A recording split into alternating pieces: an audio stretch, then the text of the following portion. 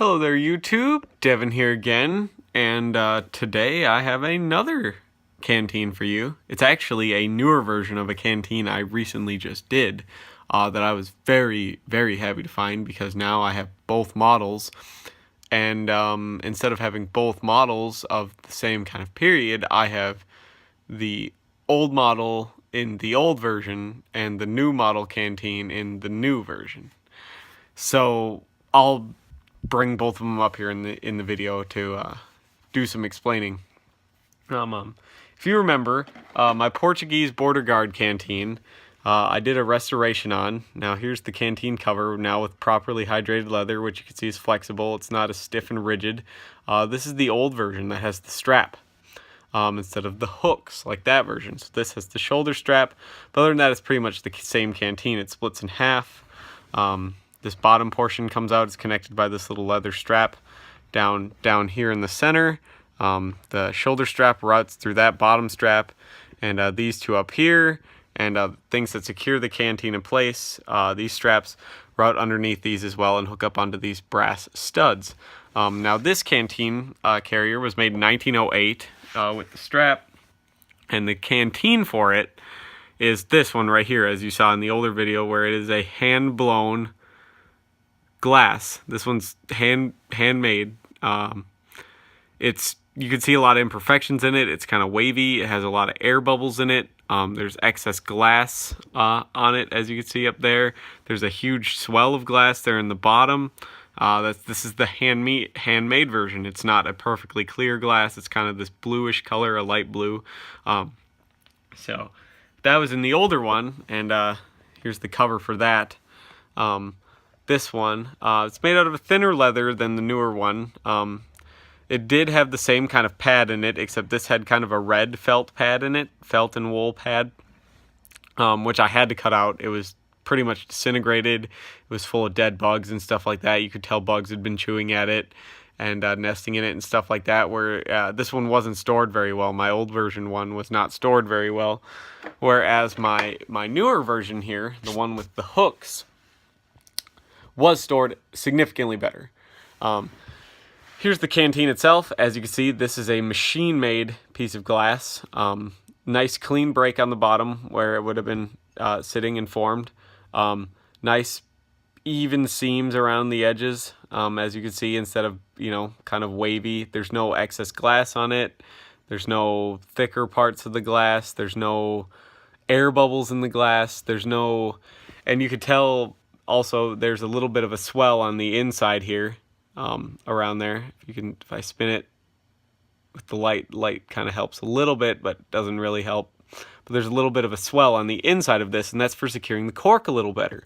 This is a way better canteen than the other one, than the older version, because it's machine made. This is thinner though. This is a significantly thinner, more prone to breaking canteen, which might have been why these were given a much thicker leather cover. This leather cover is actually 3 times as thick as the old version one. So as you can see, this one was stored a lot better. The leather is a lot brighter color. It's a lot nicer. Still not as, it's about as flexible as the other one was before I restored the leather, because this one is just much thicker. I'm sure this one will soften up a bit too. I'm going to have to probably cut the pads out of these ones as well. As you can see, they're a little bit disintegrated. You can see that hanging there. I'll replace them just like I'm going to do with the other one. This one is also 2 halves, which I don't like. Somebody cut 2 halves and stitched it together, where I'll replace it with one whole half pad right here, instead of having this weird kind of, half and half on already half of a pad, which is just going to allow more stuff to get in there and things like that. But this leather was stored a lot nicer. Once again, it has solid brass hardware, aggressive stitching. This one also has a stud in the back. Now the stud on the back of this canteen is for securing this right here, which is a kind of stopper. And what you would do is you would hook this bottom loop here, right here, over the stud here to hold it on, all right? And then this would go over that to secure it in place, okay? Gives you 2 adjustments there for how tall your cork is. And then it has this nice little cap, which will hold your cork on, so you don't need to lose your cork, which is all secured by a brass stud. And here's the cork itself, which is just drilled straight through. Okay. Just attaches by this little string and stuff like that. I'm going to replace the cork and the string. I'm going to restore the leather. It's actually, though, in immaculate shape, this one is. I'm very, very glad to have it. Cool thing about this, though, is since this is before webbing gear and stuff like that, these were all came out, these would like be hooked to a belt or something, or onto specific little rings on a uniform and stuff. And they had, in order to secure it, to keep it from coming off, is you would hook it on, all right, and then you would slide this leather ring around and kind of pinch it in there in place so it couldn't come off. It couldn't accidentally jump off if you were running around and stuff like that. And it's the same on both the hooks here too. So this one keeps sliding around to the front, but it should be around the back side, so there's little to no chance of it coming off. But there you go. It's supposed to be like that. So then it'll hold in place and it'll keep it from jumping off whatever you're securing it to, which is nice. Now, I had the damnedest time getting the canteen out of this cover because it is a way snugger fit. That machine-made canteen is a way snugger fit in this canteen cover. This canteen cover also, unlike the other one, I don't know if this one was intentional or not, but when it's all closed up, there's actually, if I could get it to position itself here good, there's actually a window. There's about a 1/4 inch window like that goes all the way across the canteen. I don't know if that was so you could see the level of the water on the inside, or if they just cut it wrong, or I don't know if it was on purpose or by accident. As you can tell, this canteen's a lot shinier too, this canteen cover. The brass is in much better shape. It's not as tarnished. I got this shipped all the way from Portugal. Like I said, the pads are a little beat up. It's falling apart and leaving shit all over my chair here. So, but I'll end up cutting the pads out of it and everything like that, and re-gluing them, getting new pads and re-gluing them, restoring the leather.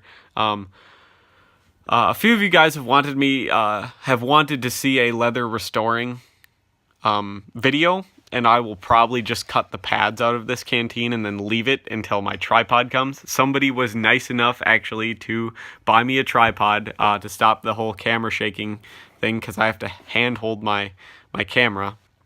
So somebody was nice enough to buy me a tripod. So that'll be my first video on the tripod. Actually, should be me doing the leather restoration here on this canteen. So if you guys would really like to see that, please leave that in the comments. I'll show you some of the different techniques I use, how to address what to use on your leather and stuff like that in that video. I might actually even do it as a live stream, so you guys can follow along if you want. Depends on if that's what you guys would want to do. I'm not entirely sure on what you guys would want to do, but I would like to get your feedback on something like that. And but this will be the first contestant for the leather restoration video. Leather maintenance and care as well will be in that video. And I'll show you some of the stuff I buy, some of the stuff I use, some of the techniques I've used, coming from my shoemaking background and stuff like that, and just dealing with a lot of leather over the years. As far as stuff like this goes. So hopefully you like this video, you subscribe if you like this sort of thing. I would very much like to hear your feedback on stuff as far as, you know, what would you like to see in the future, any recommendations on stuff you'd like me to try. Just, you know, a good job helps too. Makes me want to keep making these videos and stuff like that. I know I'm not making them as fast as I would like either, but, you know, gotta work, gotta eat, stuff like that. So thank you guys for bearing with me on the infrequency of these videos and stuff like that. We're at like 400 subscribers, which is amazing. So thank you all of you who watch the videos and stuff like that. I appreciate some shares and stuff like that. People, you know, directing other people to this channel. This channel isn't so much reviews as so much it is showing the history. Which is something a lot of people don't do on their channel when they do reviews. They don't explain the history, how an item came about, and stuff like that. And it's something I try to do. And I started this channel for that reason, to learn some of the background information behind these pieces that people are reviewing. So thank you so much for watching. Hopefully I'll see you guys in the next video. Bye.